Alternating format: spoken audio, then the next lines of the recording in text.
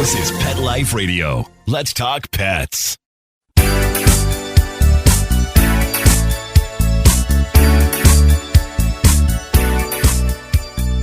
Hello, you're listening to Animal Party on Pet Life Radio. And you probably remember a few shows back I was saying I love the movie Best in Show, one of my favorite movies of all time. And I was recommending you see it, and I was telling you all about the stars in it, Eugene Levy and Catherine O'Hara among them, and just how great a movie it is, an inside look at the dog world, the dog show world. And it's on Netflix now. So there you go. No excuses. Go watch that movie. Totally family friendly and really funny. Okay, so I've got a riddle for you today on Animal Party on the Pet Show. Yes, I do. So there's a list out there. Don't look it up. There's a list out there. 15 signs it's time to leave the party. Now, somewhere on there, on that list, number 5, pets come into play. So that's why I made the riddle of the day. Now, I will tell you, the number one reason to leave the party they list is when the drunk who left the party too drunk to stand up comes back for round 2. So that's the number one reason. Number 2, signs it's time to leave a party. The host says it's getting late. Number 3, the host or hostess starts cleaning up. Okay. Number 4, there's a girl crying somewhere for no explained reason. All right, so these are all good reasons to leave a party. Number 5 has something to do with pets. Can you guess what it is? Well, I'll tell you before the show's over.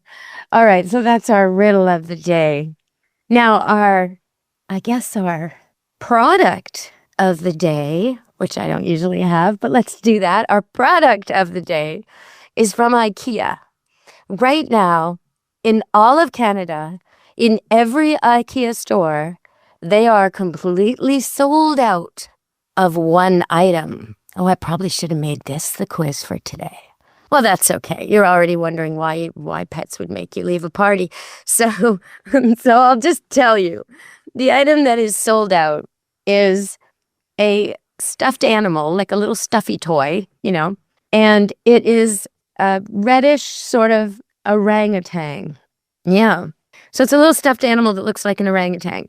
Why did this sell out? Well, it sold out because there's a 7-month-old monkey, a macaw's monkey, that got rejected, a Japanese monkey, that got rejected by its mom. Sad story. And this species really needs their mom for like muscular development, mental development, all kinds of things. So its mom isn't paying attention to it. In my mind, they should have found it a foster mom, a mother that lost a baby or a mother that's always wanted to be maternal or an older mom, but they didn't do that. Maybe they couldn't do that. I'm not sure why. Any dog even would have been better, but whatever. They didn't do that. What they did instead was they gave it a stuffed animal from one like the one sold in Ikea, and now those stuffed orangutans are selling out and every kid wants one. But if you look up the footage, if you look up Punch the Monkey, you will see this monkey, and it's kind of sad. He's cuddling with the stuffed animal, and he's grooming the stuffed animal, and he takes it with him everywhere, and I don't know, people. There's got to be a better way. Okay, so on the news side of wildlife, let's talk about relocation. I know I keep mentioning Marineland and Game Farm. And I was telling you I was going to do a big story on all the things that are going wrong there. And I keep postponing because the story keeps getting worse and then more layered and then got shut down. And then over the years, it's just changed so much. And I do report on it from time to time. It's a place of great childhood memories for me, but a very sad place for the animals who live there now, the marine mammals. So I've decided to tell you the relocation stories, because they make me happy, and they'll make you happy too. So here's one of the first relocation stories coming out of Marineland and Game Farm. So now Canada has said no more marine animals for entertainment purposes only.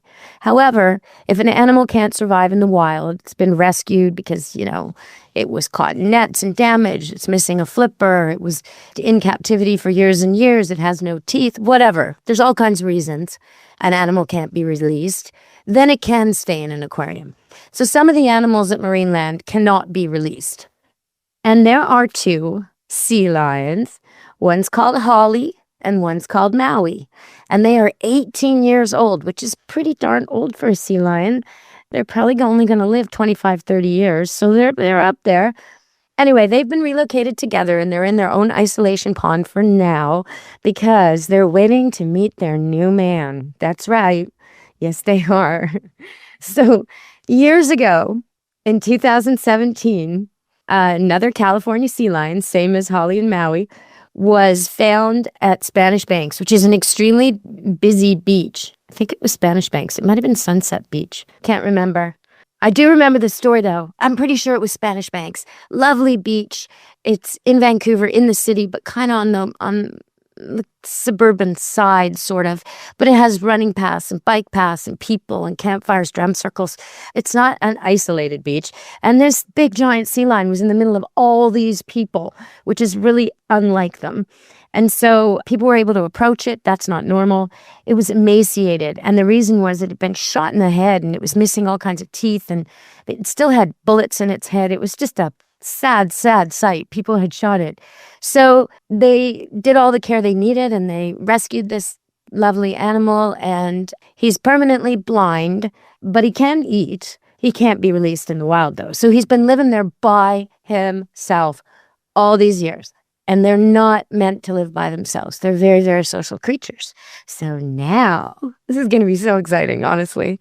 The Senor Cinco, that's what he's called, the resident sea lion male, is about to meet two lovely ladies. And lucky for him, they're not way younger than him. I mean, he's probably about 25 by now, something like that. And they're 18. But for him, oh my goodness, they are going to be hot tamales. He's going to be so excited about this, Senor Cinco, I'm sure. And they're going to be so social and communicative. And the trainers are all talking about how worried they are about exposing them. And I'm thinking, are you kidding me? This is going to work out great. Great! These male animals are designed to live with a whole pod of females. And the two females are already bonded to each other. This is going to be success. Okay, everybody. Animal Party on Pet Life Radio. We're going to a break. Stay tuned. Take a bite out of your competition. Advertise your business with an ad in Pet Life Radio podcasts and radio shows. There is no other pet-related media that is as large and reaches more pet parents and pet lovers than Pet Life Radio. With over 7 million monthly listeners, Pet Life Radio podcasts are available on all major podcast platforms. And our live radio stream goes out to over 250 million subscribers on iHeartRadio, Odyssey, TuneIn, and other streaming apps. For more information on how you can advertise on the #1 pet podcast and radio network, visit PetLifeRadio.com/advertise today. Let's Talk Pets on PetLifeRadio.com.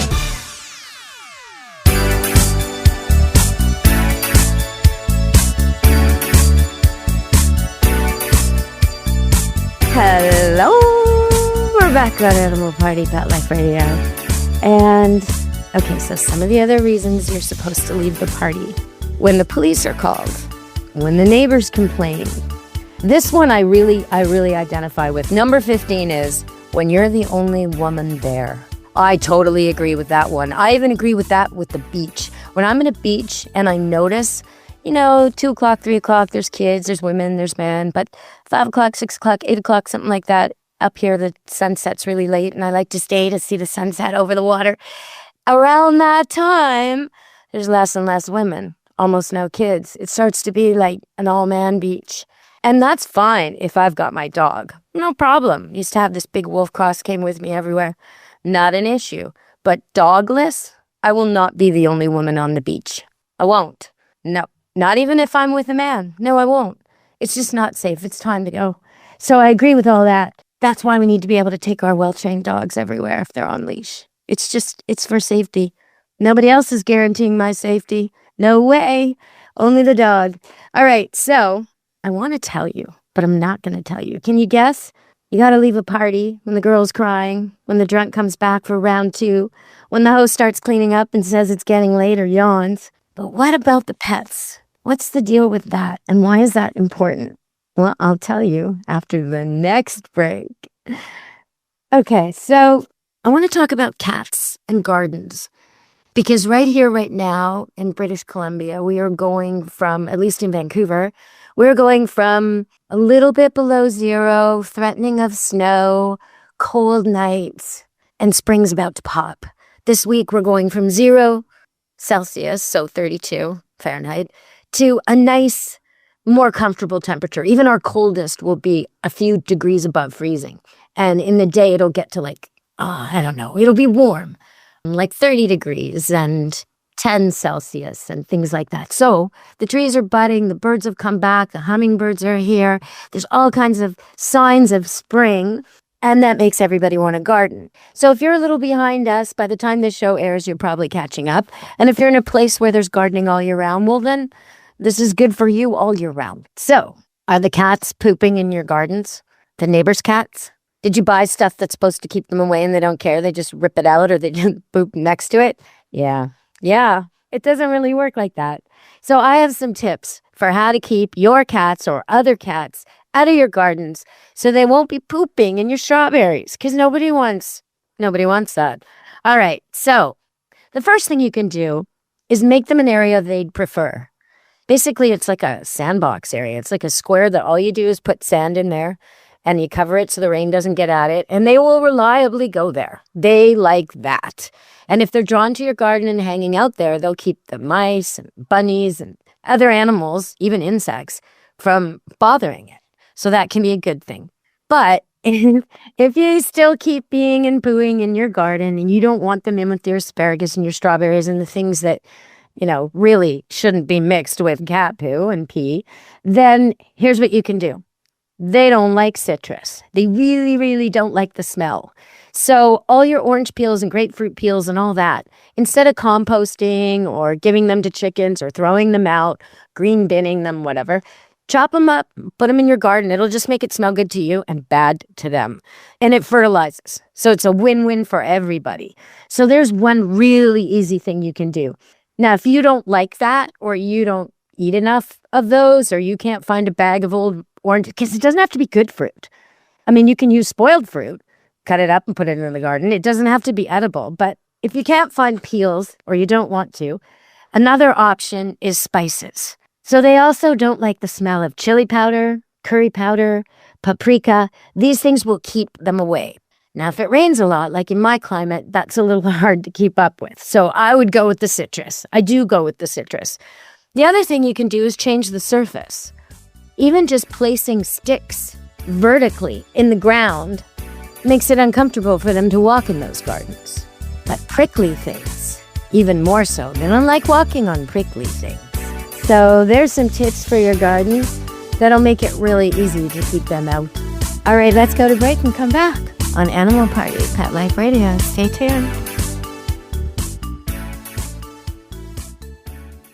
Real people, real stories. Our little dog developed this lymph problem. The chemotherapy lasted for 6 months, started developing more lymph nodes. So I thought I'd just try carnivore. The lymph nodes started to go down. Then I took him into the vet to have him checked out, and there was no signs at all inside. My cat had issues that developed in his eye, and 3 months later, my veterinarian said, let's go ahead and remove the eye. I heard the carnivore on advertising, so I said, you know what? I'm going to order this product. They did the procedure, they did all the tests, and they said, I don't know what you did.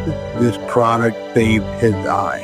I've got a Labrador. She could hardly lift herself up off the floor. The treatment was chemotherapy. That's when I said, this could be the ticket. About 3 weeks, you could tell she was very alert. She was going on a 5-mile walk. She is just like prime again. Call 866-836-8735. That's 866-836-8735. Or visit carnivore.com.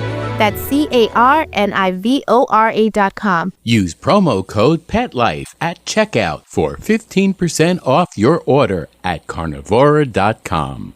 Let's talk pets. Let's talk pets On Pet Life Radio. Pet Life Radio. PetLifeRadio.com.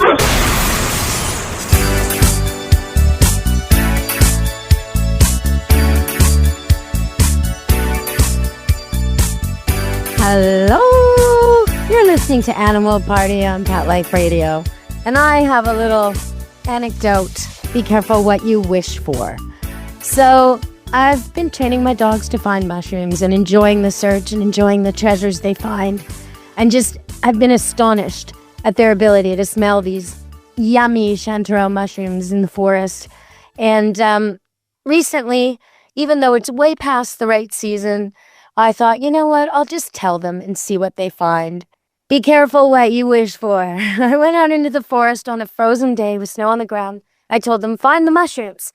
And they all took off purposefully. And they kept going purposefully. And this went on for half an hour, 45 minutes, an hour and a half, off trail through dense brush. I was totally turned around. Even though I had compass and cell phone, I was still quite lost. And they just kept going and they kept going and they kept going. And I'm thinking, oh my God, you guys, really? So finally, they arrive at what they must have smelled, the mushroom patch. And they're doing their thing. The one is scooting and the one is rolling. And they're trying to show me, look. And it is the most pathetic. It's a rotten, spoiled, half-frozen, way too old to use patch of mushrooms that was probably good last month. But I told them, and I wished for it. Be careful what you wish for. So they sent me on this amazing trek, horrible trek, cut my legs, cut my clothes, through brambles and whatnot to find what I don't want to find. So I think it's time I taught them to find morels because it's almost spring. And we got to start looking for something else. I don't want to find the rotten chanterelles anymore. So be careful what you wish for, everybody, when you train your dogs. If you're looking to train your dogs to find things, I've been demonstrating this quite a bit on Deb Wolfe Pet Expert YouTube. There's lots in there. And you start with just a cookie or something your dog likes, like its own toy, or a person he likes. And you teach him the concept of find. Just easily. I'll go over it right now. Just a little Cole's notes on it. So you take the thing he knows, like the ball or the treat or the toy or the person, and you place the dog within sight, very close, and you say, go find Jimmy, or go find your ball, or go find the treat. Okay, very easy. And if you can do it without a treat, that's even better. So treat is like the easy one. But if you can do it with a ball or a toy or a person, and then give him the treat as the reward for finding, you're a couple steps ahead. So start by trying with that. So the dog, on leash, walks over to the ball, which he can see a few feet in front of him, and picks it up. Good boy. Find the ball. Say it. Good boy. Okay, so you're so close now to finding the mushroom or finding the friend or whatever it is, because now he understands find. So then you just place the ball a little bit further, and you repeat. A little bit further, and you repeat. And once he's just like going right for it and getting it and showing you, yep, I found the ball. Okay. Now you're ready to put the ball behind something where he can't see it, but he sees it being hidden. Okay, find the ball. Great. Now you're ready to do it without him seeing it being hidden. You can arrive somewhere and tell him to find the ball that you hid yesterday, and he should find it. So now you can make it even harder. He'll find the ball anywhere. And then you can change the item and make it what you want him to find. And again, you're just praising him for finding it, directing him to finding it, making it super easy, no-brainer, and then harder and harder and harder until he's finding it. And that's how I train with mushrooms. At first I was doing it around the house, and then I just started to do it in the bush. I would find the mushroom, tell them go find the mushrooms. I would find them. And ahead of finding them, I would sort of stop when I saw them and tell them, go find them, go find them, go find them. Staging it, right? So they would actually stumble upon them, and I'd make such a fuss. Good dogs, you're so good. You're so the mushrooms, Make it so happy that they want to do it again. And again, and again. At first I tried to reward them when they found it, but it backfired a little bit. They started just paying attention to the treats. So I stopped that for about 3 weeks, and now I've gone back to giving them a treat when it's a really good find. Yeah, that's Pavlov's dog thing, right? Rewarding them every time makes your dog lazy. Rewarding them some of the time makes them work really hard. Okay, everybody, so that's been the show for today, but I'd better leave you with the answer. It's a bit complicated. First, I'm going to tell you something else. I'm going to tell you that a while back I was talking about communication, and someone sent in a question saying something like, do dogs know when people are bad or dangerous? And I answered that. But here's some new research. They did these sweat tests with unsuspecting volunteers who had to smell sweaty sweatshirts from people who had been either working out on a treadmill or a bicycle. That was one kind of sweat, or jumping out of an airplane. Inexperienced skydivers trying it for the first time. Different kind of sweat. And in every case, when the humans smelled the sky jump sweatshirt, They got nervous and anxious and excited and a little bit of adrenaline, dilated pupils, things like this. And in every case, when they smelled the workout sweatshirt, none of that happened. So that makes me think even people, we can do it. We just don't know we can. Okay, so that brings me to the point. 15 reasons to leave a party. Number 5 is when the pets get nervous. Absolutely right. When the pets get nervous, it is time to go. All right, everybody, I guess the pets are getting nervous. It's time to go. Our animal party. So from me and Pet Life Radio, ciao meow. Be good to your animals. Let's Talk Pets every week on demand, only on PetLifeRadio.com.